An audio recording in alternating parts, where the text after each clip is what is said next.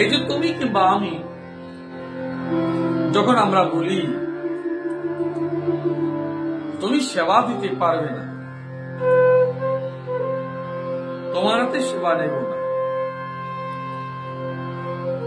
তো গোবিন্দের ঘর গোবিন্দ আছে, আরেক গোবিন্দ বলছে তোমায় নেব না।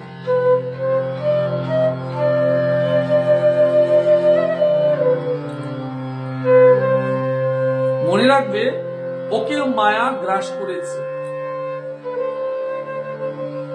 সে সংসার জগৎ জেনেছে,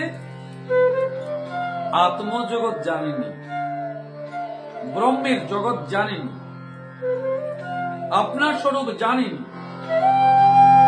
আপনার পরিচয় পায়নি। তুমি শুধু এইটাই জেনেছ সংসারে, আমি অন্য তোমার হাতে নেব না, তোমায় স্পর্শ করব না,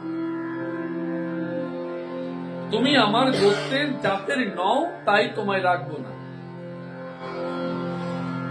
এই সবের কোন পরিচয় মৃত্যুর পর থাকে না। তাই মানুষ মানুষকে ঘৃণা করে, তাই মানুষে বৈষম্য তৈরি করে। সমাজ জীবনে, সংসার জীবনে চলতে গেলে তুমি তা টের পাবে।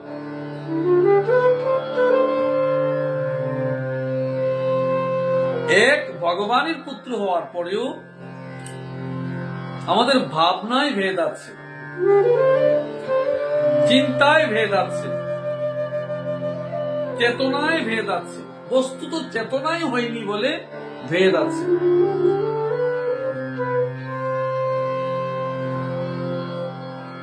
নয়তো আমার লাভালাভের কথা চিন্তা করে আমি তা করে রেখেছি। তো ভগবানকে প্রাপ্তির আগে যদি লাভের চিন্তা থাকে, তো লাভই তোমার সামনে আসবে, ভগবান তোমার সামনে আসবে না।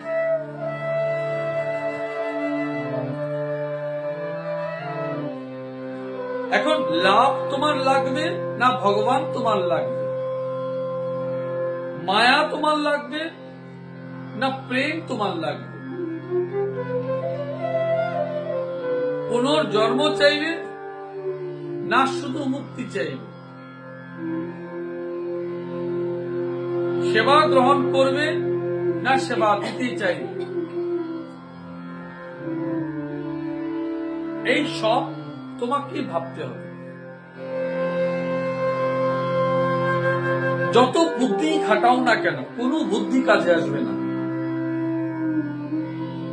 কোন চিন্তাই কাজে আসবে না। বোকা বলো, গালি দাও, আক্রমণ করো, অসাম্প্রদায়িক বলো, যেমন খুশি বলো, আমি স্পষ্টত তোমায় বলতে চাই, ভগবত দর্শন হবে না,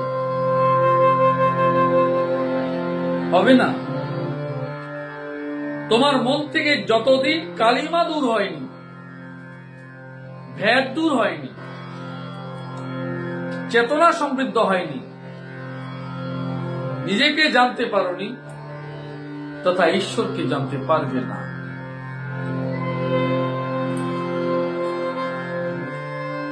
জীব সৃষ্ট মাত্রই ভগবানের স্বরূপ জানো, ঈশ্বরের স্বরূপ জানো, ব্রহ্মের স্বরূপ জানো, সেই রূপ আচরণ তুমি করো, তবে তাকেই দেখবে।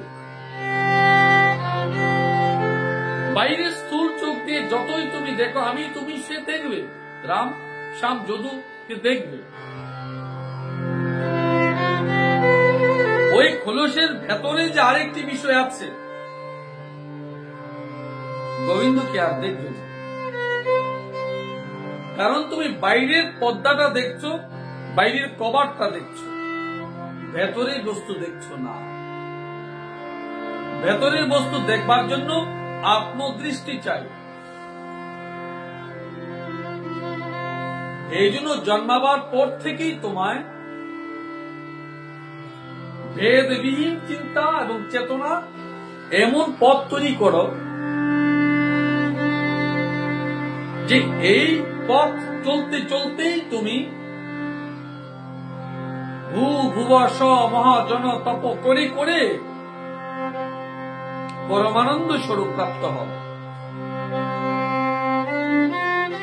অনিত্যকে তোমার মনের ভেতর থেকে মুছে সত্য এবং নিত্যকে প্রতিষ্ঠা করো, বুঝবার চেষ্টা করো। যে সত্যকে বুঝবে যত, নিত্যকে স্থাপনা করবে যত, জানবে যত, ততই মনের বিভ্রান্তি তোমার চলে যাবে। হে উদ্ভব, তুমি তদ্গত চিত্ত হবে। যাকে যাকে দেখবে আমার স্বরূপ মনে করে সেই ভাব প্রাপ্ত হবে। ভগবানের বাক্য মা, আমি যা বলেছি ও আমার নয়, ভগবানের। উদ্ভবকে বলেছে, তোমরা শুনেছ। এবার কি বলেছে দেখো, হে উদ্ভব, এই আমার একনিষ্ঠ ভাগবত ধর্ম। ভগবানকে কোথায় পাবে? ওই সাকার স্বরূপ জগৎময় যারা আছে তাদেরকে দেখে উপলব্ধি করবে, তাকে প্রাপ্ত হোক, পরমাত্মাকে প্রাপ্ত হবে। নিজ আত্মস্বরূপকে জানো, পরমাত্মাকে জানবে। জানবার জন্য তোমার প্রয়াস জারি আছে তো? জানবার জন্য তোমার প্রয়াস জারি আছে তো? আগুনে সিদ্ধ না করলে যেমন সবজি গ্রহণ করতে পারো না, ব্যঞ্জন তৈরি হয় না, সুস্বাদু রসালো তৈরি হচ্ছে না, তেমনি এই মানব দেহকে সাধন দ্বারা সিদ্ধ না করলে ভগবত ধাম প্রাপ্ত হওয়ার জন্য, পরমাত্মা সিদ্ধ হওয়ার জন্য উপযুক্ত শরীর প্রসাদ তৈরি হবে না। এখানেও সিদ্ধ চাই। তোমার জীবন থেকে তুমি শিখো, করতে পারো। কোন বিষ বস্তু যখন আগুনে পোড়াও, তার নষ্ট হয়ে যায়, বিষের গুণটাই নষ্ট হয়ে যায়। আমাদের মনের ভেতরে অনেক কালিমা নামক বিষ আছে। ঘৃণা, লোভ, লালসার কালিমা সংযুক্ত করে তা অনেক বিষ হয়ে গেছে। মনকে নষ্ট করে, প্রাণকে নষ্ট করে, শরীরকে নষ্ট করে। ও নষ্ট করবার জন্য শুধু সাধন সিদ্ধি চাই, সাধন সিদ্ধ চাই। কি দিয়ে করবে? ছোটবেলায় যেমন মায়ের কাছ থেকে রান্না শিখেছ, তেমনি ভগবত কৃপা লাভ করার পর গুরুদেবের কাছ থেকে ওই সাধন সিদ্ধ প্রণালীটুকু শিখবে এবং ভগবত ধামে পাওয়ার জন্য উপযুক্ত মন, প্রাণ, শরীরকে প্রতিষ্ঠা করবে।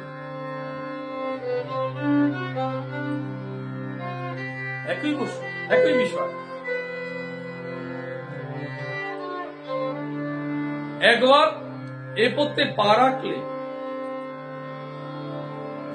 সাধক কোন রকমের বাধা বিপত্তিতে পথভ্রষ্ট হয় না। ঈশ্বর সাধন করবার জন্য তোমাকে কেউ ফুল বিছানো পথ দেবে না। যে পথে সাধন করো, যে মানুষ সাধন করতে বেরিয়েছে তাকে কখনো কেউ ফুল বিছানো পথ দেবে না।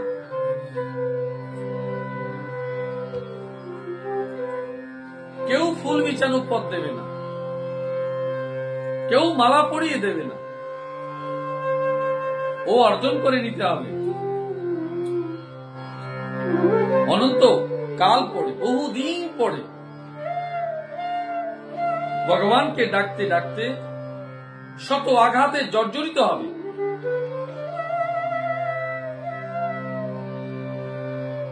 দাঁতকে দেখেছ? জগৎ সংসারের জন্য আলো দিয়েছে। আমরা চাঁদের কালো দাগ দেখে বলি চাঁদের কলঙ্ক, বলি তো না? চাঁদকে প্রশ্ন করেছ? ওকে তোমার কলঙ্ক না, তোমার হৃদয়ের ব্যথা, কালো দাগ হয়ে আছে, আঘাত।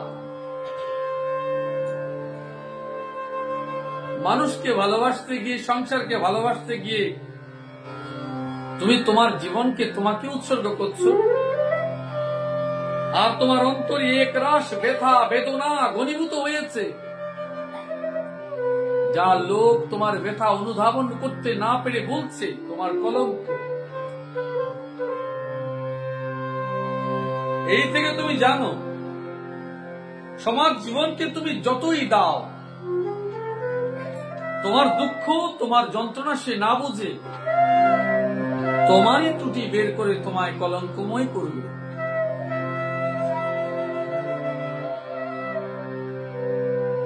মা একটি মাত্র উদাহরণ তোমায় দিয়েছে। এই জগতে এমন কোন মহাপুরুষ আছেন যিনি তার সারা জীবন ফুল বিছানো পথে গেছে বলতে পারো? প্রত্যেক সাধক মহামানব তার জীবনে কণ্টকময় পথ পার হয়েছে। দুঃসহ জীবন, কষ্টের জীবন, আঘাতের জীবন, বেদনাদায়ক পরিস্থিতি তার জীবনে হয়েছে, ওনাদের জীবনে হয়েছে। সহস্র সহস্র মানুষ তাকে কষ্ট দিয়েছে, অপমান করেছে, লাঞ্ছনা দিয়েছে, তবু সে পথভ্রষ্ট হয়নি। মনে ঠিক দৃঢ় চেতা হয়েছেন যে আমি ঈশ্বরকে সাধন করব, ঈশ্বরকে প্রাপ্ত করব, ঈশ্বর দর্শন দেবে, আর সিদ্ধ ফল আমি জগতের কাছে দিয়ে যাব। এই মহাজীবনের মহাজনদের চিন্তা চেতনা, আমি কষ্ট করে যে ফল অর্জন করেছি, যারা মুমুক্ষু, যারা সমাজ জীবনে অপেক্ষা করছে ত্রাণের জন্য, তাদেরকে আমি কিছু না কিছু দিয়ে যাব। তাই তোমরা তাকে কি দিয়েছ?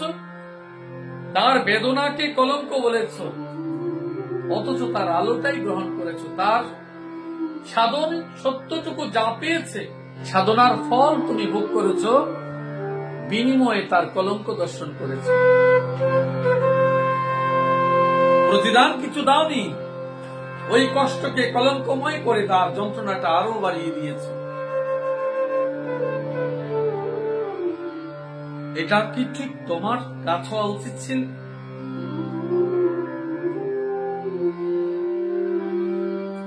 এই কারণে মা, আমার এবং তোমার যে দৃষ্টিভঙ্গি, চিন্তা এবং চেতনা, ও পরিবর্তন করা আবশ্যক ঈশ্বরকে প্রাপ্তির জন্য। এজন্য যতটুকু পারো নীরব হয়ে যাও রাধারানীর মতো।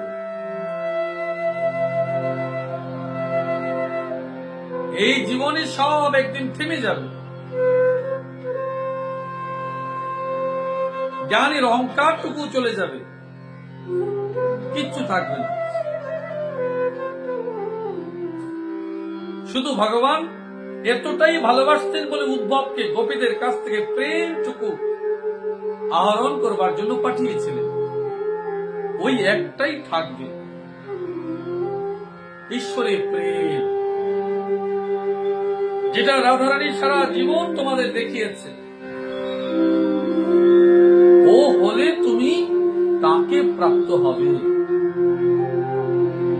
তাকে প্রাপ্ত হবে।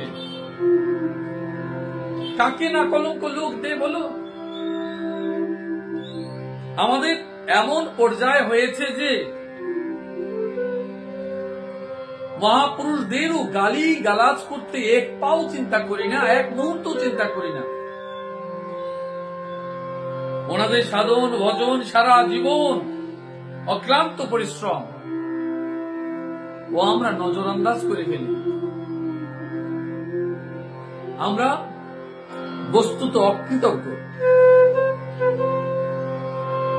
শুধু নিজের লাভের অঙ্ক করি বলে ভগবান আমাদেরকে পাষণ্ড চিত্ত করে দিয়েছেন।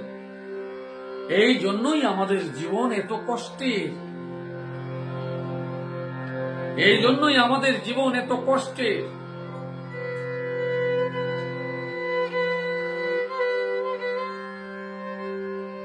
কষ্টকে উপলব্ধি করো, কষ্টকে বুঝো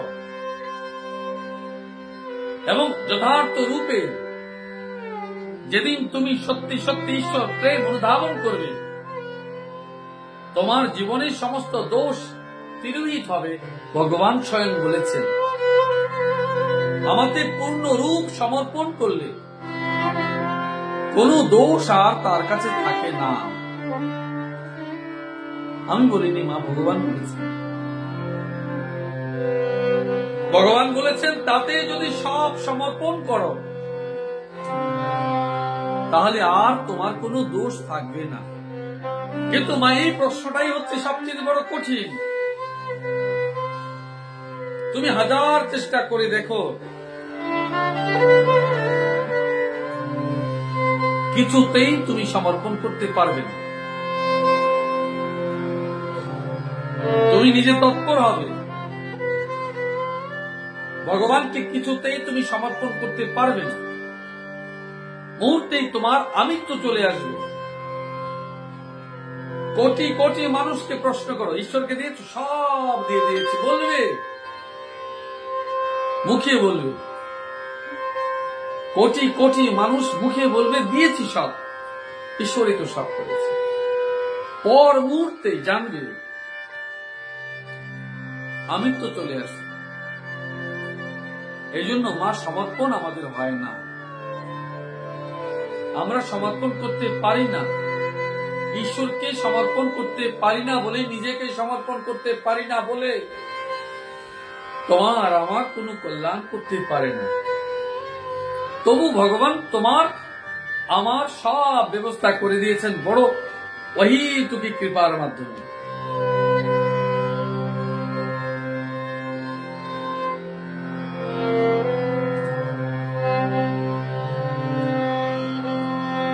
এই ভাগবত ধর্ম নিষ্কাম নির্গুণ হওয়ার জন্য আমি এটিকে সর্বোত্তম বলে চিহ্নিত করেছি। কোথাও কোন গ্রন্থে এই কথা ভগবান বলেনি।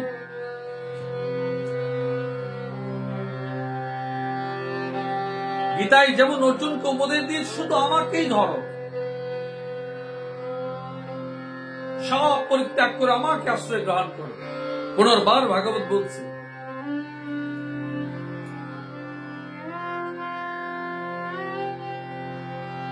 যে সম্পূর্ণ সমর্পণ যেদিন করবে, সবটা করে ভেদ রহিত হবে, দোষমুক্ত হয়ে যাবে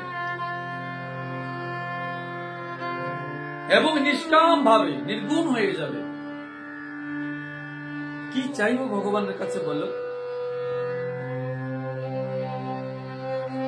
কি বাকি রেখেছে? যার এক চোখ নেই সে বলছে আর একটি চোখ হতো যদি, যার পা নেই সে যদি বলতো বাকির মতো যদি হাত পা পেতাম।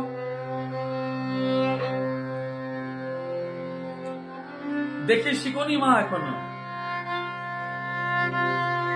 যিনি মৃত্যু পথে যাচ্ছেন তার দেখেও শিখনি মা। মানুষ আপনা আপনার কর্মফল ভোগ করছে দেখে শিখনি। ওই পশুদের মতো যখন তাদেরকে হত্যা করা হয়, বলি প্রদান করা হয়, একজনকে বলি প্রদান করছে দেখেও দ্বিতীয়টি চুপ করে দাঁড়িয়ে আছে, আপন মনে ঘাস খাচ্ছে। আমরা সমাজ জীবনে এই জগৎ সংসারের সর্বশ্রেষ্ঠ জীব, ভগবানকে ডাকনি, সমর্পণ করনি, ঈশ্বরকে ডাকছো না, সেবা কর্তব্য ধর্ম পালন করছো না, বেগুনে প্রাণ যাচ্ছে, তোমার সেবা কর্তব্যের জন্য কেউ তোমার পাশে আসছে না, ঘৃণা অবহেলায় তোমার জীবন অতিবাহিত হচ্ছে।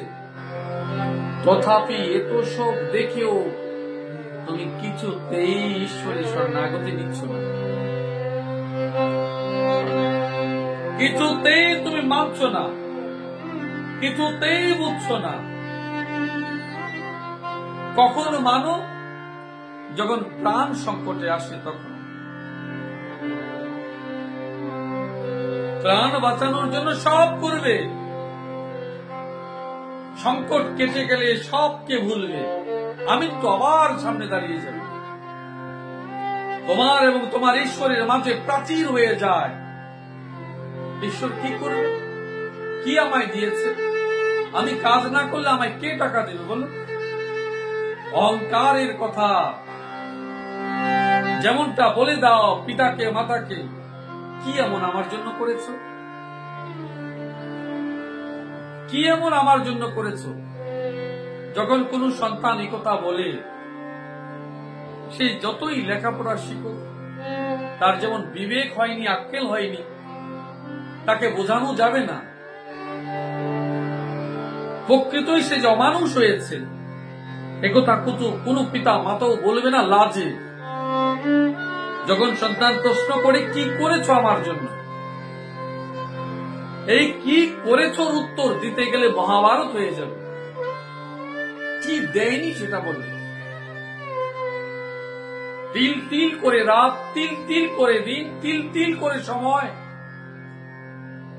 আত্মত্যাগ বলিদান করা হয়েছে পুরো জীবনটাই। যেই বয়সে প্রশ্নটা করেছে, ওই পিতা মাতা তার ওই বয়স পর্যন্তই সবটা উৎসর্গ করেছে। তারপরেও বলছে কি করে